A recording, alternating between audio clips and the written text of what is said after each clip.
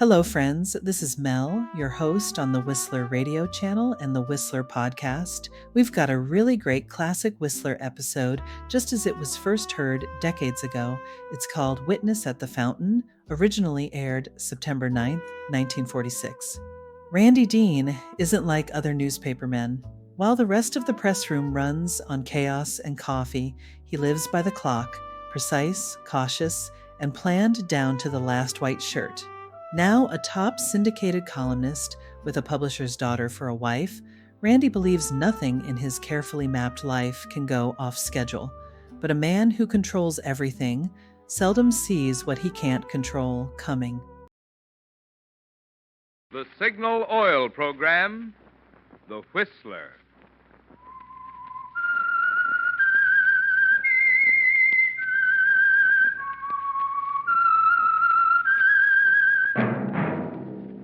That whistle is your signal for the Signal Oil Program, The Whistler.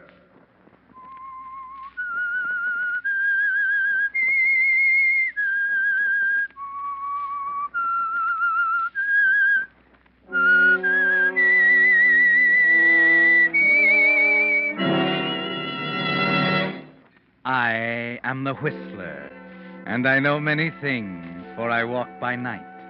I know many strange tales hidden in the hearts of men and women who have stepped into the shadows. Yes, I know the nameless terrors of which they dare not speak.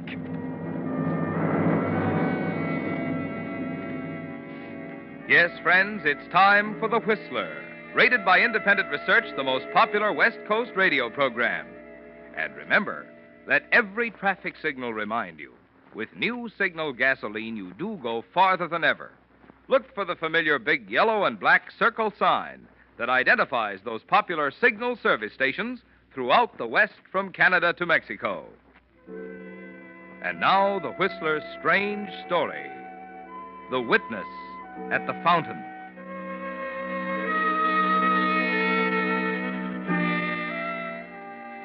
There were two things about Randy Dean that set him apart from the rest of the world. Basic inner things that made him different. The first one was clear enough on first meeting. He was a newspaper columnist, of course, but in a world of happy-go-lucky newspaper men, Randy was careful and methodical, living his life according to plan, scheduling each day down to the minute. No, there was nothing slovenly or happy-go-lucky about Randy. He'd mentally blueprinted his future on the first day he went to work on the Harristown Tribune some years before, and had set to work building his career like a ship. In the course of construction, naturally enough, he came to New York, took a position on the Star Express, and, according to plan, married the publisher's daughter. And now, though he was a syndicated columnist at the top of the ladder, he saw no reason to let down. The methodical planning, the schedule, still went on, from major events at the newspaper right down to the problem of his white shirts. Cynthia! Cynthia, where are you? Cynthia! Yes, Randy? Come here a moment, will you? Just a minute. Put the eggs on, will you, Anna? Mr. Dean will be ready for breakfast. Yes, dear? It's 7:55. You're behind schedule. I've been looking for a white shirt for the past 10 minutes. Where did Anna put them? Oh, I forgot to tell you, dear. She didn't send them out to the laundry until Friday. Friday?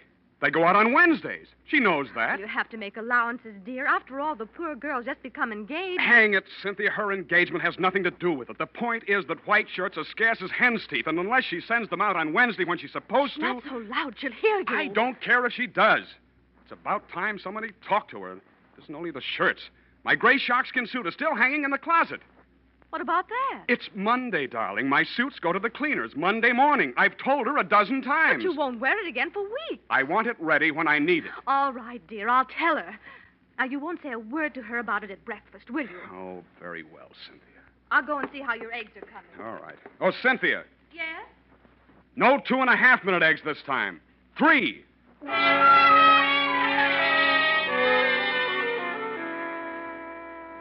Yes, that was one of the unusual things about Randy Dean, the public one. The other, the private one, was even more unusual, for Randy was basically a criminal. The reason, for example, that he was so irritated about his shirts and his sharkskin suit became clear that very afternoon in the American wing of the Metropolitan Museum of Art. He was sitting inconspicuously with a dapper little gray-haired man before a painting by Gilbert Stuart, properly attentive as the guide discussed its merits before a small group of spectators. Of Washington, perhaps his most famous, we find Stuart at his best. The delicacy of line, the careful delineation of character, expression, and so on. Let's pass on now to another example of the artist's work, the portrait of John Jay. Are you coming, gentlemen? No, thank you. We'll sit here a moment longer if you don't mind. All right. Let's get it over with, Broden. How much this time? $2.50, naturally. That's what I thought. Here you are. Thanks. Going to have to raise it, you know. Inflation. Raise it all you want. You'll still get $2.50. A rash statement, Mr. Dean, if I've ever heard one. You'll pay what I ask when I ask it. I have a career, too, you know. Oh, career? A more honorable one than yours, at that. At least it didn't include the murder of my first wife as the most convenient way of marrying a newspaper. And poison at that. The lowest form of murder, Mr. Dean. Be quiet, will you? Oh, we're quite alone, Mr. Dean. And I feel like talking. Yes, I had a career in mind, too. You see, I didn't plan to spend the rest of my days as a laboratory technician in a coroner's office. So when the post-mortem was called on the death of the first Mrs. Dean and I discovered poison in her stomach, I said to myself, Broden, here's opportunity knocking on the door like a woodpecker. No use sending the poor man off to the gallows. He'll be grateful to you. Be happy to support you the rest of your life. You're a born optimist, aren't you? I'm thoroughly practical, Mr. Dean. And what with living costs rising and all that, I'm afraid beginning next week it'll be $3.50. What? Right? I'll have to think it over. Otherwise, I simply write a letter back to Harristown. They'd be only too happy to exhume the body of poor Mrs. That's Dean. enough. All right. Now, where will I meet you next week? I'll call you. Just tell me where I can reach... no. I'll call you, Mr. Dean. Good day.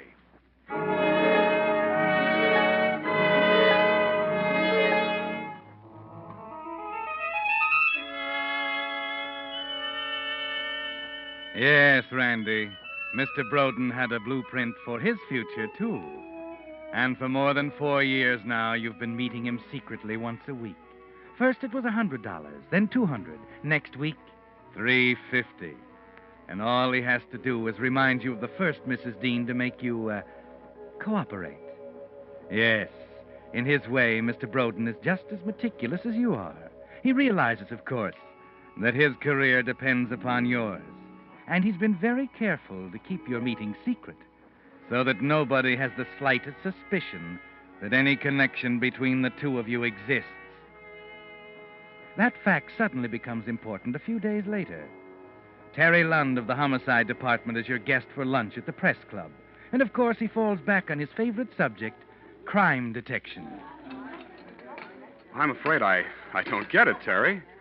What do you mean, murder is a paradox? It's very simple. The more effort you put into it, the more you try to cover up your tracks, the easier it is for us to come up with the answer. Oh, now, wait a minute, No, Terry. no, it's a fact, so help me. I've seen it happen hundreds of times.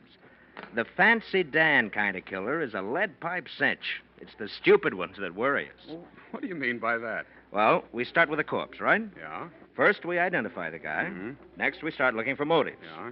Connections between the corpse and the people who might have reason to kill him. Right. Now, that's where the stupid criminal gives us a headache. Huh? Oh, sure, you're a newspaper man. You ought to know that. Just look at the dozens of little three-line fillers that you throw in at the bottom of the columns in the back of the paper.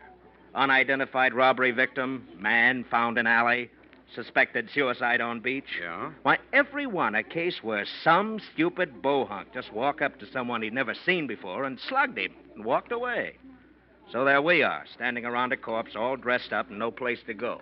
You get it? I never thought of it in that way. You know, that's interesting, Terry. I might do a column on it. You better let me read it first. No connection, no motive. Tell you what I'll do. I'll give you a ring next time we run into one. Let you in on it firsthand. How about it? Well, thanks, Terry. Thanks. I'd like to get in on one firsthand.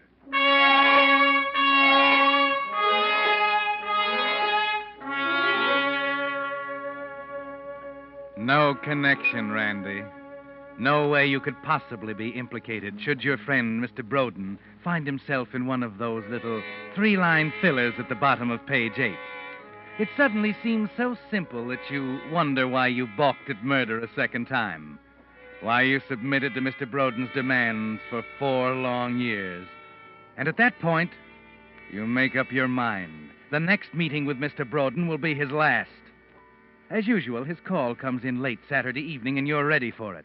But I tell you, I'm all tied up, Broden, until 11 Sunday night. I can't meet you at all, unless, of course, you can make it rather late. I see. How late? 11:15. But that's ridiculous. Why not make I'll it... meet you at 11:15. But don't you think it would It's settled, Mr. Dean. Now, where? Well, how about the fountain in Jackson Park? Fountain Jackson Park. Okay. You'll realize, naturally, that it's an ungodly hour. I trust it won't happen again. Don't worry, Broden. I can almost promise you it won't happen again.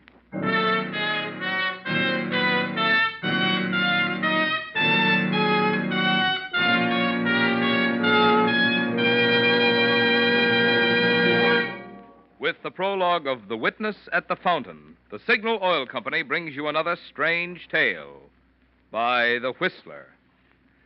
But now here's a question for you drivers to try your wits on. What 3 things can your speedometer tell you? 3, that is. Well, let's see, whom shall I ask? Oh, here's Virginia Gregg, one of Hollywood's most charming radio actresses. What would your answer be, Virginia? Well, let's see, Marvin.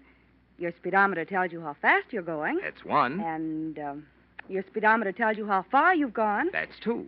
But that third thing your speedometer tells you... You've got me there. What is it? You mean you didn't know that your speedometer also measures the quality of the gasoline you're using? Tell me more, Marvin. Precisely what I plan to do. After all, isn't it only logical that a gasoline that gets more efficient performance from your motor also gets more miles from each gallon? Yeah? Well, when science put amazingly increased power into today's Signal gasoline, they naturally gave you quicker starting, faster pickup, and quieter, higher anti-knock. And it's because of this improved performance that you now go farther than ever with Signal gasoline. So that's why Signal says, look to your speedometer for the best proof of gasoline quality. Right, for it takes extra quality to go farther, which explains why so many smart drivers are switching to Signal, the famous Go Farther gasoline. And now, back to the Whistler.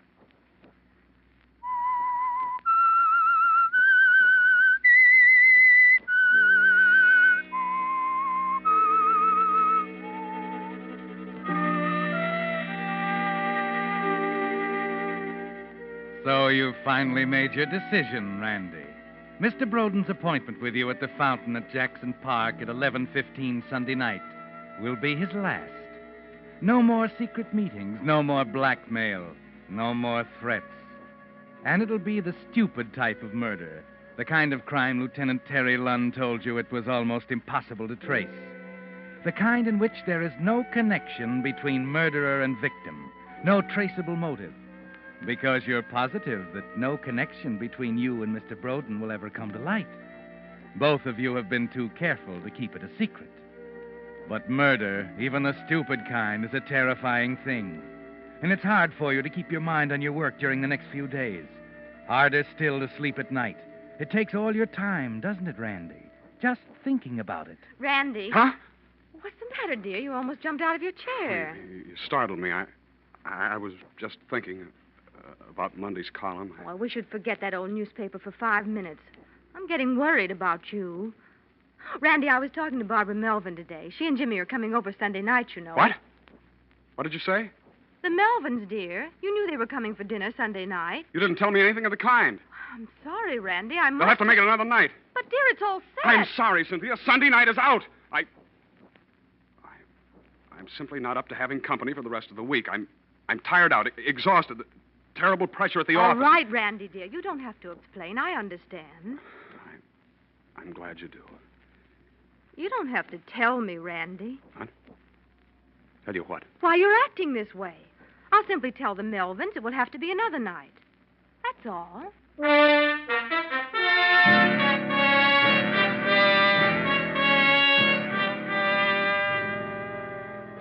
Yes, Randy, it does make you a little jumpy, doesn't it? But you keep telling yourself it's worth it. That after Sunday night, you'll be a new man. And strangely, when Sunday finally arrives, you discover you're more relaxed, cooler than you expected to be. It's 6 o'clock when you stop at the corner drugstore on the way home for a box of sleeping powders. Here you are, sir. That'll be 52. You say this is perfectly harmless? Oh, yeah, sure. Wouldn't make a habit of it, though. Yeah, 55, 75 a month. Tasteless, huh? Almost. Might take it in orange juice or maybe wine.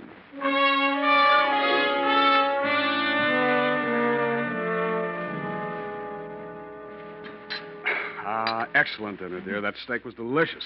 You might tell Anna. Hmm? I think you've been very unreasonable with Anna during the past week, You're Randy. perfectly right. I'll make it up to her right now. Anna! Anna! Yes, sir? Oh, your coffee. I Oh, forgot. not at all, Anna, not at all. I want to ask your forgiveness. Cynthia tells me I've been quite unreasonable, and I agree with her. Oh, Mr. Dean, I don't know what to say. Well, let me say it then. I'm sorry. It's quite all right, sir. And now I think it's high time we did something about your engagement, Anna. A toast. That's it, a toast. A toast? You sit right down here in my chair. I'll go out in the kitchen and pour the wine.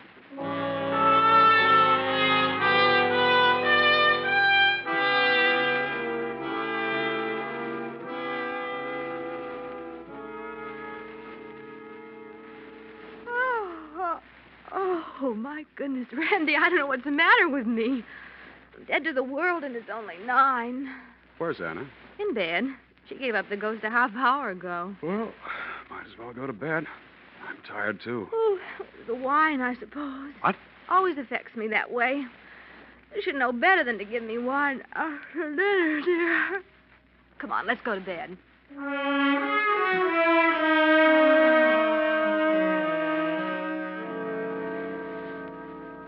Yes, Randy, it must have been the wine.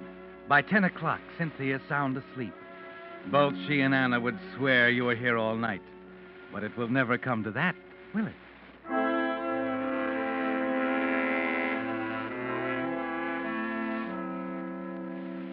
The corridor's deserted when you quietly leave the apartment and tiptoe down the hall and ring for the automatic elevator. Confound it, wouldn't you know? What's keeping that elevator? We're lost, Joe. Which way's the elevator? Well, right around the corner to your right. Okay, thanks a lot. We'll Thank heaven. Oh, yeah, here we are. Hey, hold it, will you? I guess somebody's in a hurry.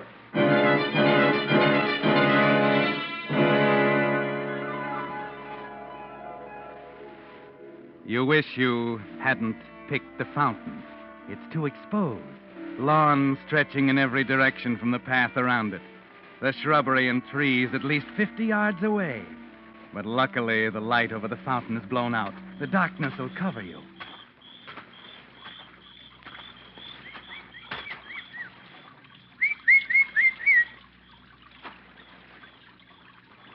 Dean, over here. Dark as pitch. Why in the world you ever picked a godforsaken place like this? It's the last time, Dean. If you think I'm going through with this again... I told you it wouldn't happen It again. better not happen again. Where's the money? Here. You'll want to count it, I suppose? Count it. I can't even see my hand in front of my... Oh! I told you this was the last time, Broden.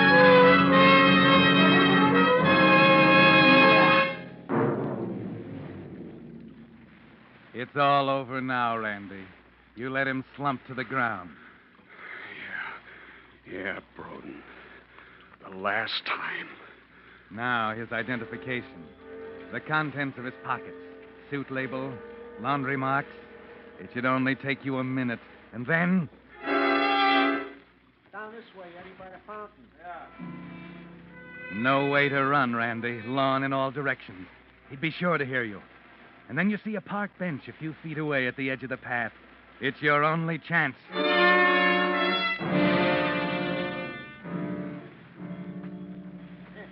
Great life, huh, Eddie? What do you mean, great life? Yo-ho, for the life of a night maintenance man, running around in the middle of the night hunting for blown out bulbs.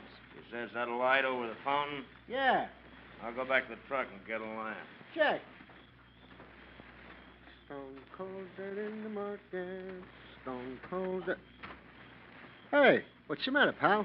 Well, my friend here he's a little drunk, I'm afraid. I was walking him through the park, and I... So help me, you're like all the rest of them. Now, that's no way to do, pal. You gotta keep him walking. You never sober a guy up by letting him pass out on you, sitting on a bench like that. He'll be all right. Oh, now look, you're talking to an experienced drunk, brother. Yeah, let's walk him some more. Let me give you a hand. Don't. I tell you, he'll be all right. Oh, now don't get sore about it. I'm only trying to help. Just let me alone. Well, you know, if it was me, I'd trot him around the fountain 4 or 5 times. And then you know what? I don't care what. Please go on. Then I'd dunk his head right in a fountain. Yeah, that'd snap it out of him. Like that. Hey, come on. Come on, let's give it a try. Get away. I tell you, Stand! Yeah? Ain't got no 300-watt bulb. You sure? Yeah. He's nuts. There's a whole box of them there. Stick around, Pally. I'll be right back.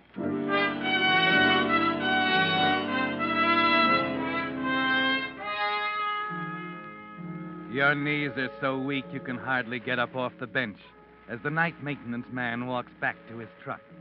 You know you have about 30 seconds to get him across the lawn to the shrubbery, but somewhere you find the strength. The shrubbery seems a mile away, but finally you make it.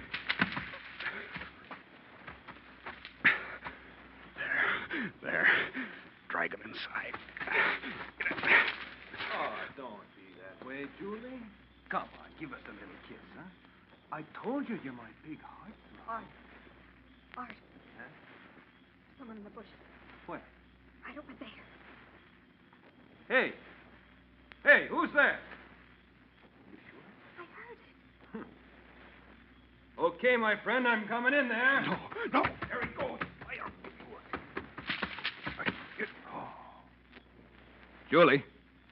Julie, there's a body in here.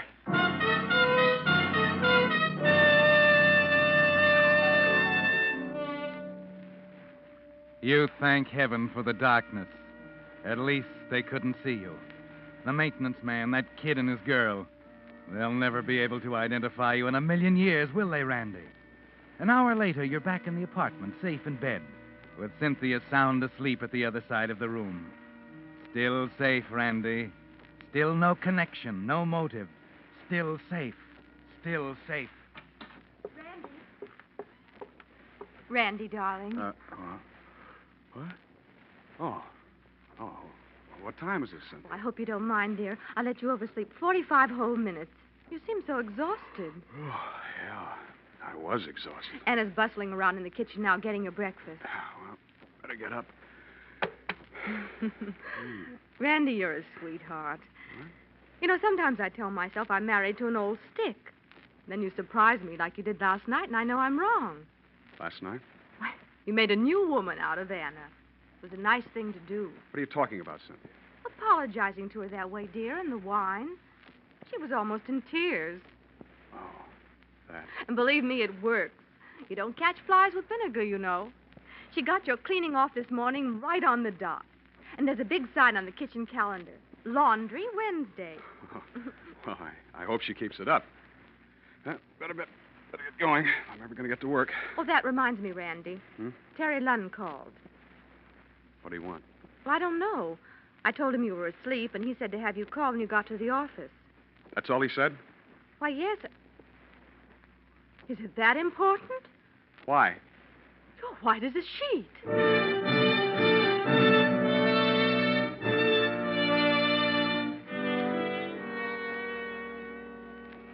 Police headquarters, Sergeant Baker. Lieutenant Lunn, please. Just a minute. Lieutenant Lund. Terry, this is Randy Dean. Wow, Rip Van Winkle in the flesh. First time I ever caught you in the hay. What happened to that schedule? You'd better talk to Cynthia. She let me oversleep. What's on your mind? Oh, our friend, the stupid murderer. You said something about wanting to get in on the next one. Oh? Oh, we got one. Kind of bum example, but I thought you might be interested. Guy got knocked off by the fountain in Jackson Park last night. Strangled. Oh, is that so? Yeah. You got any leads? Leads? Brother, we got the guy. What do you mean? That's what I mean by bad example. This time the killer was too stupid. Maybe you'd rather wait, Randy. Might be something more interesting turning up. No, Terry. I'll be right over.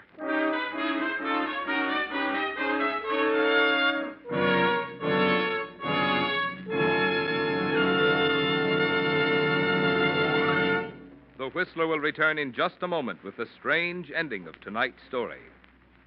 Meantime, I'd like to take this opportunity to thank the many of you who have dropped me a line telling of your experiences with Signal products, or of little extra services you've enjoyed at dealer-owned Signal service stations. Mr. A.M. Stevens, for instance, of 7274 Fountain Avenue, Los Angeles, was kind enough to write. As a former independent businessman, an automobile dealer on Long Island, may I express my appreciation for the service I received on my first visit to a Signal station.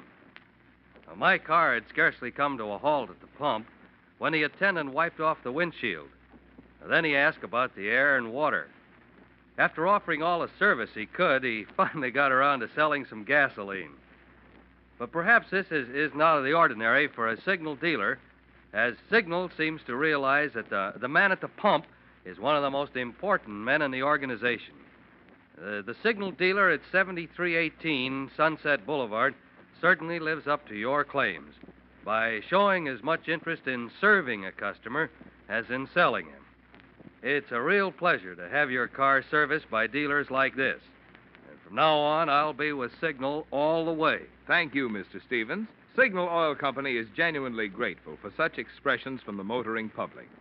Letters that make independent Signal dealers want to do an ever better job of caring for your car. And now, back to the Whistler.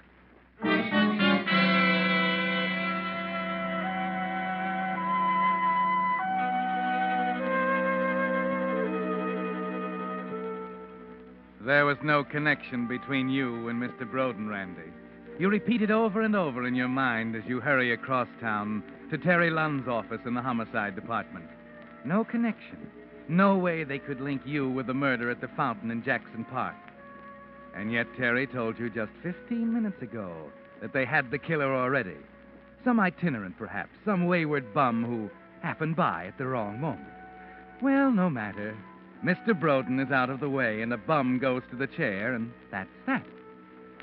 10 minutes later, you lean back in a chair and try and appear unconcerned as Terry goes over the story you knew pretty well already. The maintenance man sees the two of them sitting there on the bench. The killer pretends the dead man is drunk, you see? Oh, yes. We just went over the records at the cleaning plant, Chief, and found out the cleaner the suit came from. Oh, good. Where? The Elite Cleaners on 86th Street. Shall I call him and get the guy's name? No, we better go out there. Get a couple of men. We'll be down in a second. Mr. Dean will go out with us. Right. So the guy bluffs it out, and then when the maintenance man goes back to his truck, this guy tosses the body into some bushes and runs, leaving the world's best witness behind him at the fountain. That's what I mean by too stupid, you see? Witness? What do you mean, a witness? Yeah, he might as well have tied himself to that body with a pair of handcuffs. Well, come on, let's go. Wait a minute, Terry. Tell me what... He was all through the minute he left his suit at the cleaners this morning. What do you mean, witness? The bench, Randy, the park bench. With a nice coat of wet green paint.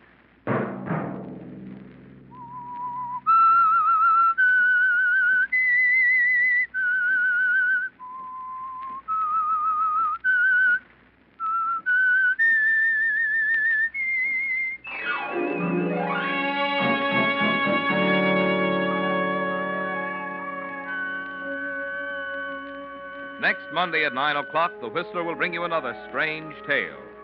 The Whistler is broadcast for your entertainment by the marketers of Signal gasoline and motor oil and fine quality automotive accessories, and by your neighborhood Signal dealer. Featured in tonight's program were Howard Duff and Margaret Brayton.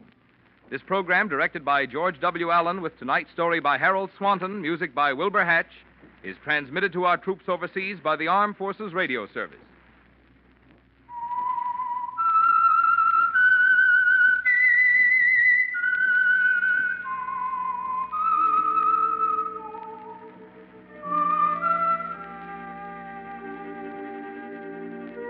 That whistle is your signal for the Signal Oil program, The Whistler.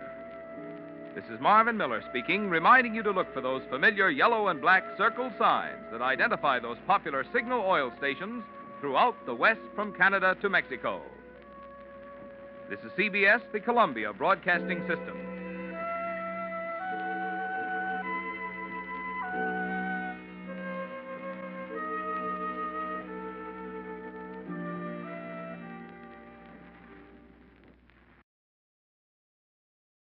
Thanks for listening with me through another Whistler episode here on the Whistler Radio channel. Don't forget, you can also catch more stories of fate and mystery on the Whistler podcast with Mel, that's me. Until next time, friends, keep your past well documented and your secrets to a minimum.